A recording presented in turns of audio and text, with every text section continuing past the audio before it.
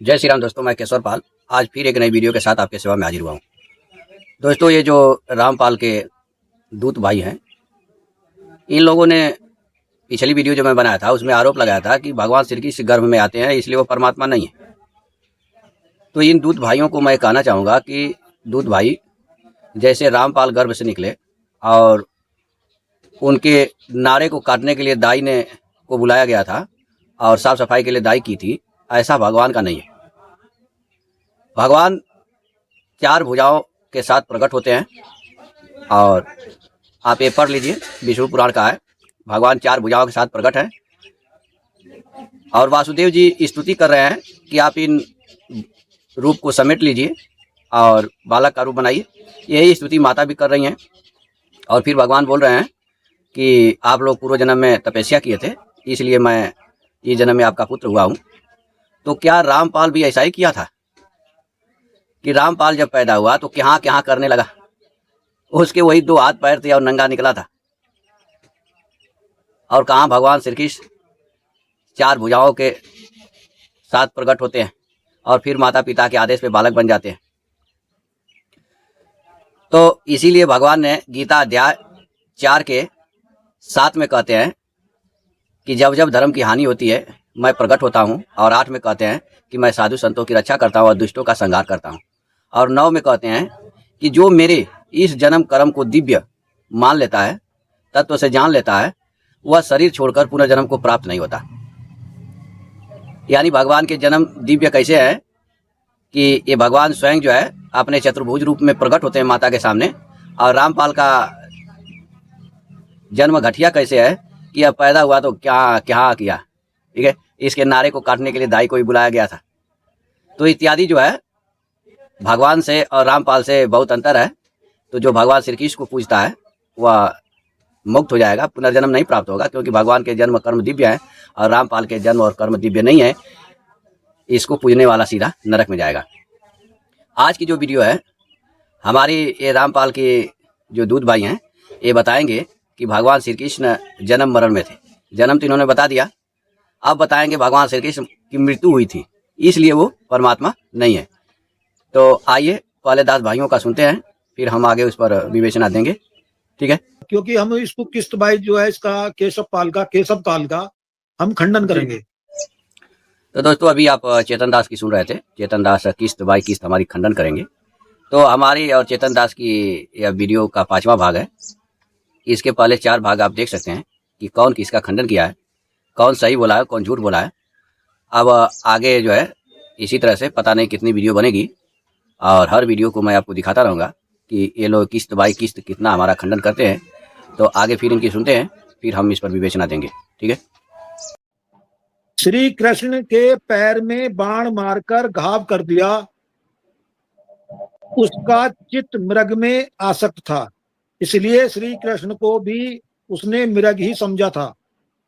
बाण मारने के बाद जब वह अपना शिकार पकड़ने के लिए आगे बढ़ा तो योग में स्थित चार भुजा वाले पीतांबरधारी पुरुष भगवान श्री कृष्ण पर उसकी दृष्टि पड़ी। अब तो जरा अपने को अपराधी मानकर मन ही मन बहुत शंकित हुआ। जरा माने वो व्याध, और उसने भगवान के दोनों चरण पकड़ लिए। महात्मा श्री कृष्ण ने उस समय उसे आश्वासन दिया और अपनी कांति से आकाश एवं पृथ्वी को व्याप्त करते हुए ऊर्ध्व लोक में अपने परम धाम को चले गए। अभी चेतन दास जी पढ़ रहे थे कि एक बहेलिया होता है, वो भगवान श्री कृष्ण के पैर को जो है मृग समझ करके मार देता है और अपने को दोषी मानते हुए जाकर भगवान श्री कृष्ण का पैर पकड़ लेता है।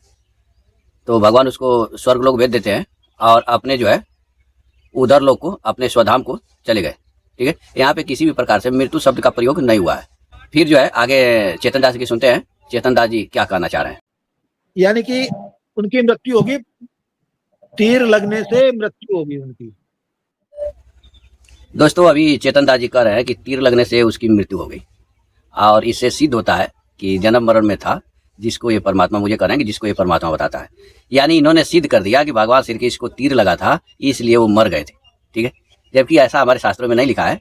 तो हम अब आपको जो है महाभारत को पढ़ के सुनाते हैं और फिर हम भागवत पुराण को भी पढ़कर देखेंगे कि क्या उसमें मृत्यु शब्द लिखा है या भगवान के साथ क्या हुआ, ऐसा वहाँ पे क्या वर्णन हुआ है, तो उसको हम देखेंगे। ठीक है, आप वीडियो में बने रहिए। इससे सिद्ध होता है कि जन्म और मृत्यु में श्री कृष्ण जी, जिसको ये पूर्ण परमात्मा बता रहा है। दोस्तों, अभी चेतन दास जी कह रहे हैं कि तीर लगने से उसकी मृत्यु हो गई, और इससे सिद्ध होता है कि जन्म मरण में था जिसको ये परमात्मा, मुझे कह रहे हैं कि जिसको ये परमात्मा बताता है। यानी इन्होंने सिद्ध कर दिया कि भगवान श्री कृष्ण को तीर लगा था, इसलिए वो मर गए थे।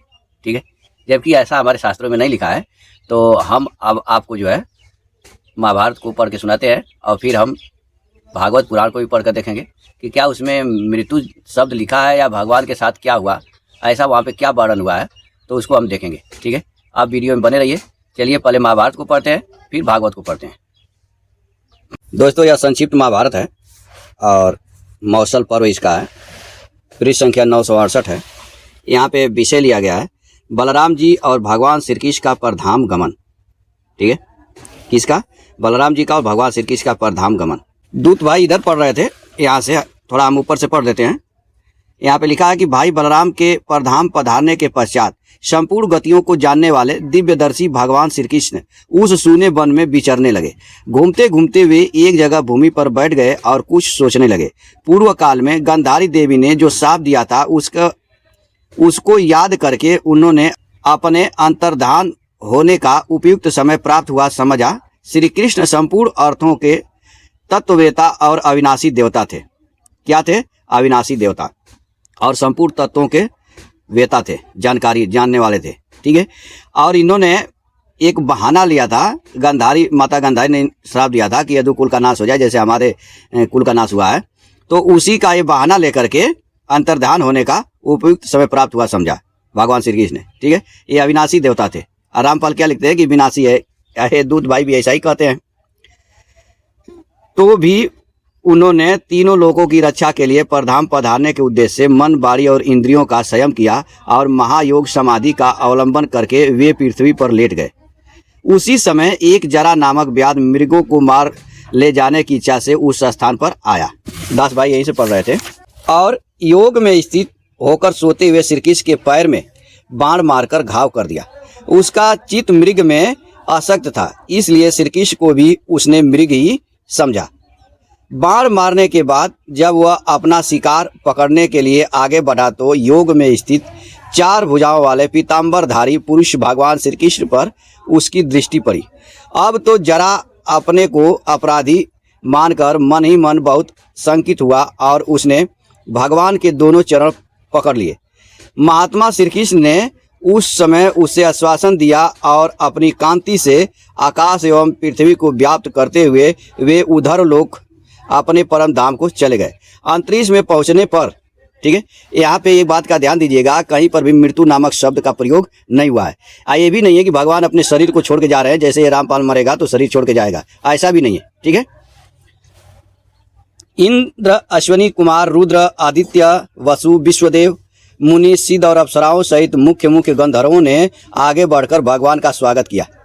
ठीक है, भगवान का स्वागत कैसे कर रहे हैं? वो सशरीर जा रहे हैं तभी तो स्वागत कर रहे हैं। तत्पश्चात अत्यंत तेजस्वी जगत को उत्पन्न करने वाले अविनाशी एवं योग शास्त्र के आचार्य भगवान नारायण अनंत तेज से पृथ्वी और आकाश को प्रकाशमान करते हुए अपने परम धाम अप्रमेय पद को प्राप्त हो गए। ठीक है, यहाँ पे क्या लिखा है? अविनाशी और जगत को उत्पन्न करने वाले। ठीक है, नारायण अनंत तेज से पृथ्वी और आकाश को प्रकाशमान करते हुए अपने परम धाम अप्रमेय पद को प्राप्त हो गए। तो यहाँ पे तो मृत्यु नहीं हुई, लेकिन ये दूत भाई, कालदूत रामपाल के दूत भाई, जैसा कि रामपाल ने इन लोगों को पढ़ाया है वही पढ़ा रहे हैं कि मृत्यु हो गई। उनके परम धाम की यात्रा करते समय देवता, ऋषि, चारण, गंधर्व, अप्सरा, सिद्ध और साध्य गणों ने विनीत भाव से उनका पूजन किया। अब विचार करिए कि ये रामपाल मर के जाएगा जब, तो क्या यह दास दासियां इसकी पूजन करेंगे? ये तो दिखाई भी नहीं देगा कि कहाँ गया। लेकिन ये पूजन जब कर रहे हैं, देवता, ऋषि, चारण, गंधर्व, अप्सरा, सिद्ध और साध्यगण ये सब पूजन कर रहे हैं, तो इसका मतलब है भगवान सशरीर जा रहे हैं। ठीक है, साकार रूप में ही जा रहे हैं। देवताओं ने अभिनंदन, मुनियों ने ऋग्वेद की ऋचाओं से पूजन गंधर्वों ने स्तंभन तथा इंद्र ने भी प्रेमवश उनका स्वागत सत्कार किया। ठीक है, तो यहाँ महाभारत में कुल मिला जुला कर कहीं पर भी ये नहीं लिखा कि भगवान मर गए उसी प्रकार से जैसे ये रामपाल मरेगा और इसकी लाश को जलाया जाएगा या दफनाया जाएगा या बहवा दिया जाएगा। ठीक है, और दास भी वैसा ही मरेंगे, ऐसा चीज तो यहाँ पे नहीं लिखा है। यहाँ भगवान सशरीर जा रहे हैं तभी तो इनकी ये पूजा कर रहे हैं देवता ऋषि चारण अप्सरा। ठीक है, तो यह तो महाभारत में रहा परमार। अब हम भागवत में पढ़ते हैं। यह भागवत है और इसका पृष्ठ संख्या 1122 है।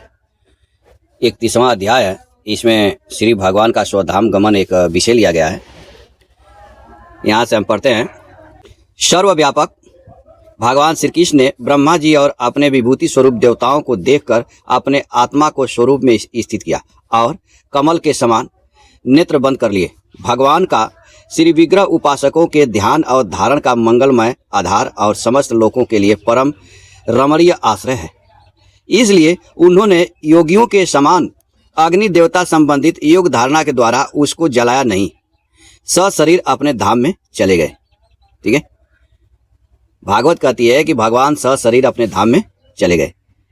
ऐसा नहीं कि रामपाल मरेगा इसके शरीर को जलाया जाएगा, ऐसा चीज नहीं है।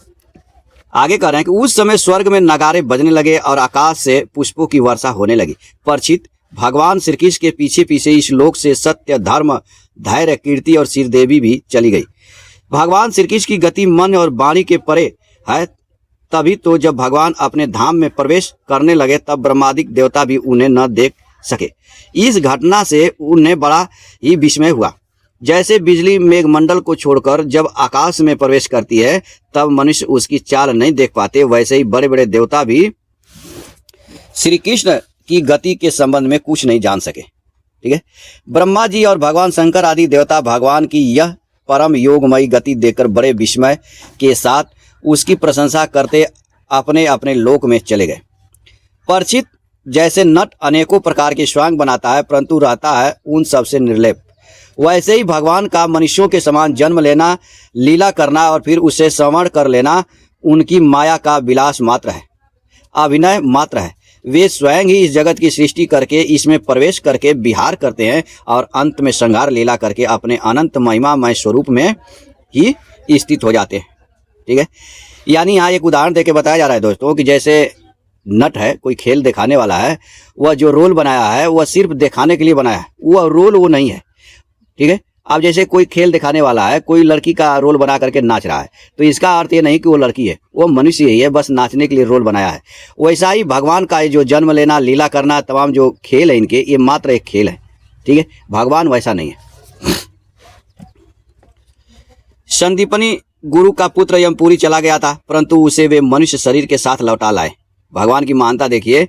ये इनके गुरु का जो पुत्र था वो समुद्र में डूब गया था बहुत बरस पहले, लेकिन जब गुरु जी ने गुरु दक्षिणा में अपने पुत्र को मांगा था तो भगवान उसको जो है सशरीर लौटा लाए थे।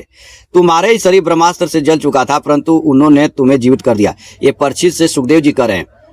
परीक्षित को अश्वत्थामा ने, जब परीक्षित माता के गर्भ में थे तभी अश्वत्थामा ने पांडवों को निर्वीज करने के लिए, पांडवों के खानदान को नाश करने के लिए ब्रह्मास्त्र छोड़ दिया था, क्योंकि ये परीक्षित ही लास्ट बचे थे। तो भगवान ने उनको ब्रह्मास्त्र से जीवित कर दिया। ब्रह्मास्त्र उनको जला चुका था, फिर भी भगवान ने उसे जीवित कर दिया। वास्तव में उनकी शरणागत वत्सलता ऐसी ही है। और तो क्या कहूँ, उन्होंने कालों के महाकाल भगवान शंकर को भी युद्ध में जीत लिया और अत्यंत अपराधी अपने शरीर पर ही प्रहार करने वाले व्याध को भी सदेह स्वर्ग भेज दिया। ठीक है, यानी जो व्याध था जिसकी दास भाई पढ़ रहे थे महाभारत में, उसको यहाँ पे कह रहे हैं कि उसको सशरीर स्वर्ग भेज दिया, सदेह उसी शरीर के साथ उसको स्वर्ग भेज दिया भगवान ने। ये नहीं कि मारने वाले पे गुस्सा किए कि हमारे पैर में इसने मार दिया। प्रिय परिचित, ऐसी स्थिति में क्या वे अपने शरीर को सदा के लिए यहाँ नहीं रख सकते थे? अवश्य ही रख सकते थे। ठीक है, जैसे रामपाल के चेले कह रहे हैं कि भगवान मर गए। यद्यप भगवान श्री कृष्ण संपूर्ण जगत की स्थिति, उत्पत्ति और संहार निरपेक्ष कारण है और संपूर्ण शक्तियों के धारण करने वाले हैं, तथापि उन्होंने अपने शरीर को इस संसार में बचा रखने की इच्छा नहीं की। इससे उन्होंने यह दिखाया कि इस मनुष्य शरीर से मुझे क्या प्रयोजन है। आत्मनिष्ठ पुरुषों के लिए यही आदर्श है कि वे शरीर रखने की चेष्टा न करे। जो पुरुष प्रातः काल उठकर भगवान श्री कृष्ण के परधाम गमन की इस कथा का एकाग्रता और भक्ति के साथ कीर्तन करेगा, उसे भगवान का वही सर्वश्रेष्ठ परम पद प्राप्त हो जाएगा। ठीक है, तो दोस्तों आपने इस वीडियो में क्या देखा कि भगवान सशरीर अपने धाम को चले गए। किसी भी प्रकार से, जैसे रामपाल और इसके दास मरेंगे या संसार के सभी लोग मरते हैं, उनके शरीर को या तो दफनाया जाता है या जलाया जाता है या पानी में बहा दिया जाता है, ऐसी कोई व्यवस्था नहीं हुई। भगवान पैदा भी हुए तो 4 भुजाओं में प्रकट हुए माता के सामने, और माता पिता ने उनको बोला कि आप इस रूप को त्याग करके बालक का रूप बनाइए, और गए भी तो सशरीर चले गए। कहीं पर भी ये प्रमाण नहीं है कि उनकी शरीर को जलाया गया या दफनाया गया या पानी में बहाया गया। ठीक है, हमारे शास्त्र यही कहते हैं भगवान सशरीर आए थे और सशरीर चले गए। लेकिन यह दुष्ट प्रवृत्ति का रामपाल और इसके चेले भगवान पे आरोप लगाते हैं, तो इनका पूरा आरोप सरासर झूठ है, और इस झूठ को मानने वाला सीधा नरक में जाएगा। तो हम आशा नहीं पूर्ण विश्वास करते हैं कि आप लोगों को बात समझ में आ गई होगी। अब इन जैसे दुष्टों के बहकावे में आप कभी नहीं आएंगे। अगर ये चंगू मंगू रामपाल के दास जो हैं कहीं आपको मिले और ऐसी बातें करें तो उनको जवाब दे देना। ठीक है, तो आज के लिए इतना ही, फिर मिलेंगे नेक्स्ट वीडियो में। तब तक के लिए जय सीताराम।